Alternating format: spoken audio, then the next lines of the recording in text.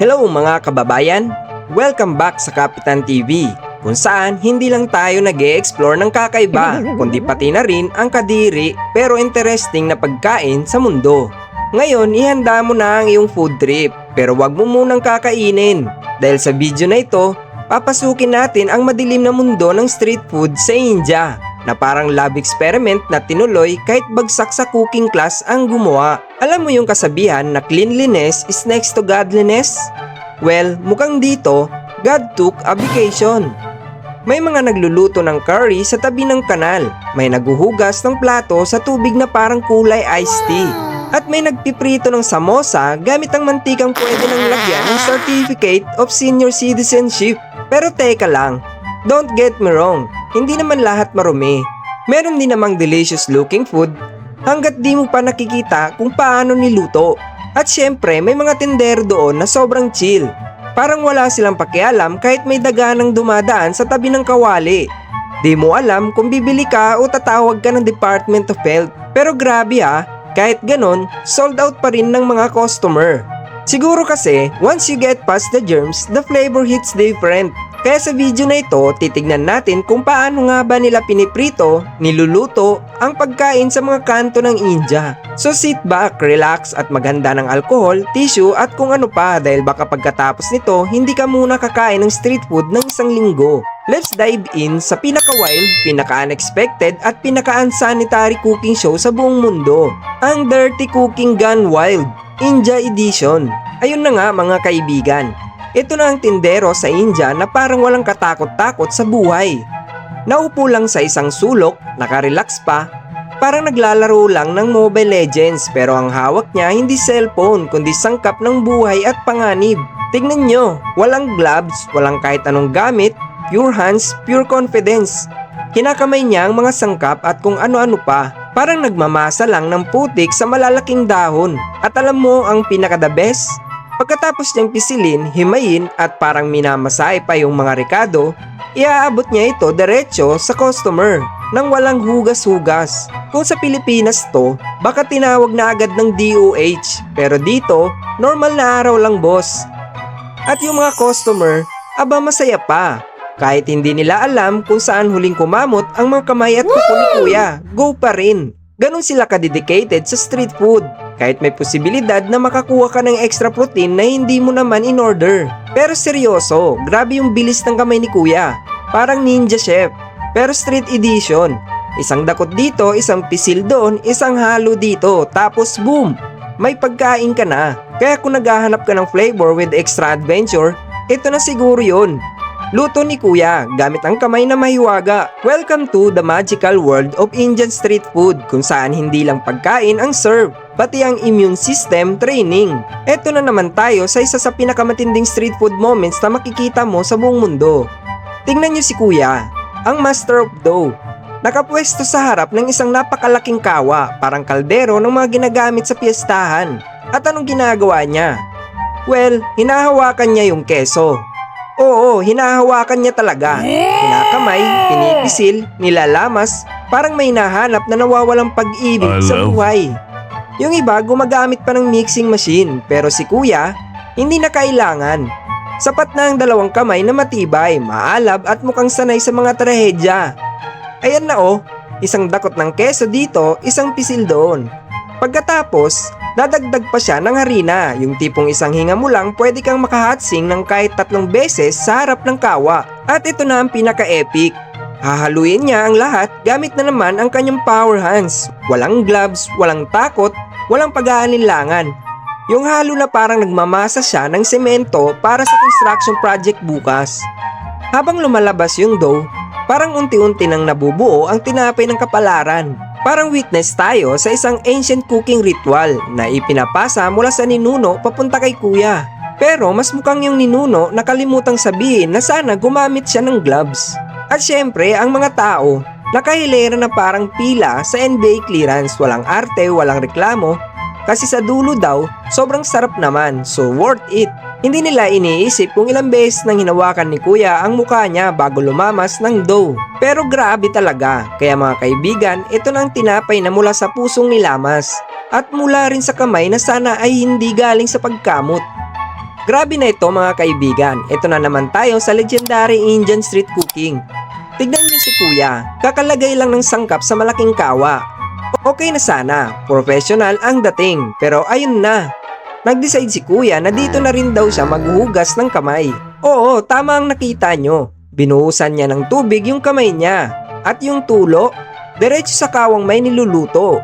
Para sa kanya, 2-in-1 cooking process to. Magluluto ka na, nakapaghugas ka pa. Overpower! Kaya mga kaibigan, kung naghahanap kayo ng street food na may extra ingredients, ito na yon. Fresh from the source, kasama ang Hanwha Special Edition. Mga kaibigan, akala natin nakita na natin ang pinaka-worst sa street food. Pero hindi pa pala, dahil ito na, isang street vendor sa Assam, India, nahuli habang tinitimpla ang pinakadelikadong panipuri sa buong mundo. Makikita nyo si kuya sa video, na parang chill lang, parang normal na araw sa trabaho. May malaking timba ng tubig para sa panipuri. Okay pa sana, pero ayun na ang plot twist na parang horror movie. May hawak pala siyang isang tabo at doon siya umiihi. At hindi lang yan, matapos niyang gawin yung special ingredient, ibinuhos niya diretso sa timba ng panipuri water. Mga kaibigan, that's not masala. That's urine flavored edition. Para bang may sariling recipe si kuya. 1 cup water, konting asin, konting spice at konting ihi para may kick. Hindi na ito street food mga kaibigan. Street fear na ito. Ano ba ang mga reaksyon ng mga tao dito?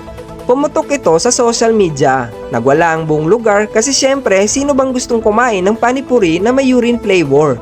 Buti na lang at nahuli agad si kuya. Ayon sa mga report, inaresto siya ng pulis pagkatapos kumalat ang video.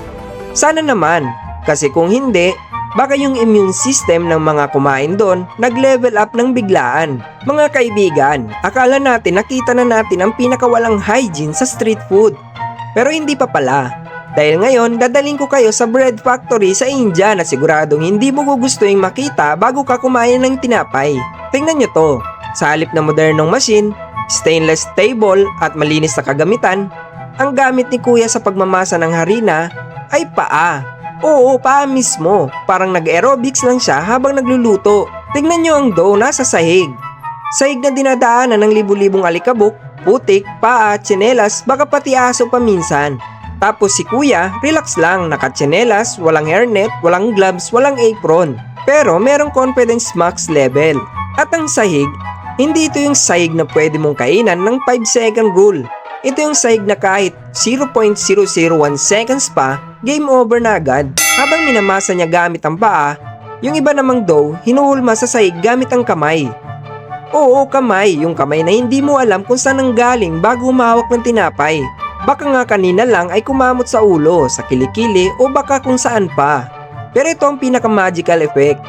Pag natuyo na yung dough, magiging tinapay na binebenta sa palengke. At yung mga tao, hindi nila alam na may foot massage special edition yung bread na kinakain nila. Mga kaibigan, itong tinapay na hindi lang nilamas. Nilamasan ng tag-iisang sakong katotohanan at kadirian. Welcome sa Bread Factory kung saan ang hygiene ay optional, pero ang food flavor kasama lagi sa recipe. Mga kaibigan, kung akala nyo tapos na, hindi pa. Humanda kayo dahil ito na ang eksena na parang galing sa kombinasyon ng MasterChef at Fear Factor. Si kuya, kalmado lang, nagmamasa ng dough. Masa para sa tinapay, roti o kung anuman. Kamay dito, pisil doon, halo dito. Mukha pang proud sa ginagawa niya. Pero teka lang, sino tong may VIP access sa kitchen niya? Oo, tama ka, mga daga mga kaibigan. Oo, hindi lang isa, kundi parang buong family reunion ng mga daga. Ayun sila, makikita sa video na paikot-ikot parang nag-audit ng quality control. Yung iba, umaamoy. Yung isa, umuosyoso at meron pang sumusubo, tumitikim ng dough ni kuya. At ang malala, deadma lang si kuya, parang normal na araw lang na may daga sa tabi ng masa niya. Walang reaksyon, walang pagtaboy, walang hiya-hiya. Imagine mo, habang minamasa niya yung dough, yung daga sa gilid nagme-merienda. Sharing is caring daw, sabi siguro ni kuya. Kung hygiene ang usapan, wala dito yan. Ito yung tipo ng tinapay na pagkainain mo, hindi lang carbs ang makukuha mo, baka pati saliva sample ng mga daga. At akala nyo tapos na ang rat edition? Ito ng bonus scene mga kaibigan. Habang binabalot yung tinapay, may biglang kumaluskos sa loob ng plastic at nung tinignan, boom! May daga na nakatrap sa mismong balot ng tinapay. Ito na talaga ang tinapay na may surprise toy inside. Pero hindi laruan. Live Rat Special Edition. Mga kaibigan, akala nyo wala nang mas kadiri sa Rat Edition? Huwag kayong makampante dahil may bonus scene pa. Tingnan nyo itong si Kuya sa India. Nakapatong mga paa niya sa ready to pack na tinapay. Parang nagpe-pedicure lang sa bakery. Wala siyang gloves, wala siyang apron at nakangiti pa sa harap ng video camera. At ang pinaka nakakashock, dinidilaan niya ang bawat tinapay bago isa-isang nilagay sa plastic wrap. Oo mga kaibigan, itong tinapay na kakainin mo, pasado na sa saliva test ni Kuya na parang proud pa siya. Kung Rat Edition ang una, ito ng Human Foot at Mouth Special Edition. Tinapay na hindi lang tinapay, may extra flavor, ang Human Saliva Edition. Mga kaibigan, dito sa mundo ng street food ng India, lahat ay may extra surprise. Pero minsan, mas better pa siguro magluto ka na lang sa bahay. Mga kaibigan, ayan na, tapos na ang ating wild tour sa mundo ng street food sa India. Kung saan minsan ang pagkain ay may extra ingredients na hindi mo hinihiling. Ano ba ang natutunan natin sa video na ito? Iyon ay hygiene is no joke. Kahit gaano kasarap o kaintriga tingnan ang street food, minsan mas mabuti pang magluto ka na lang sa bahay. O kung bibili ka man sa labas, siguraduhin malinis at safe. Pero syempre, hindi natin pwedeng baliwalain ang kultura ng street food. Maraming vendors ang tunay na masipag at malinis.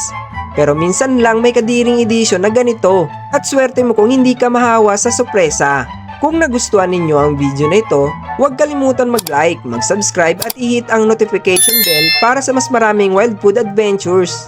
Hanggang sa susunod mga kaibigan, mag-ingat sa pagkain at huwag basta-basta magtiwala sa mga kamay at paa ng mga street vendor.